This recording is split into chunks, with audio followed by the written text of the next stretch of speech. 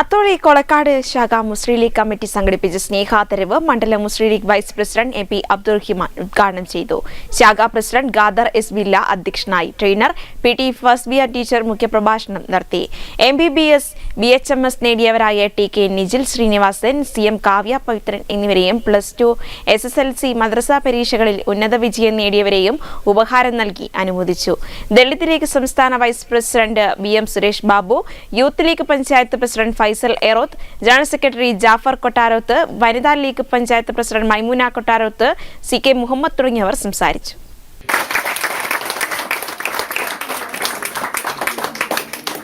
ഇതിലെ പല കുട്ടികളും വളരെ സന്തോഷത്തോടു കൂടി വന്ന് ആ മൊമെന്റോ വാങ്ങിക്കുന്ന സമയത്ത് ഇത്രയും ആളുകളുടെ കൈ ഒന്നിച്ചടിച്ചാൽ ആ ഒരു സൗണ്ട് കേട്ടാ പോരല്ലോ. ഒന്ന് അടിച്ചു നോക്കാം നമുക്ക്. നിങ്ങൾ റെഡിയാണോ? ഒന്ന് കൈ അടിച്ചു നോക്കിയേ. പ്രചോദനം ഉൾക്കൊണ്ടുകൊണ്ടാണ് അടുത്ത തലമുറ ഇവിടെ വളർന്നു വരേണ്ടത് എന്നാണ് എനിക്ക് എൻ്റെ പ്രിയപ്പെട്ട കുട്ടികളോട് പറയാനുള്ളത്. വിജ്ഞാനത്തിന് ഏറ്റവും പ്രാധാന്യം കൊടുക്കുന്ന ഒരു മതമാണ് ഇസ്ലാം മതം. അതുപോലെ തന്നെ എല്ലാ മതങ്ങളും, ഏത് മതം നിങ്ങൾ പരിശോധിച്ചാലും മതങ്ങളൊക്കെ തന്നെ വിദ്യാഭ്യാസത്തിന് ഒരുപാട് പ്രാധാന്യം കൊടുക്കുന്നുണ്ട്.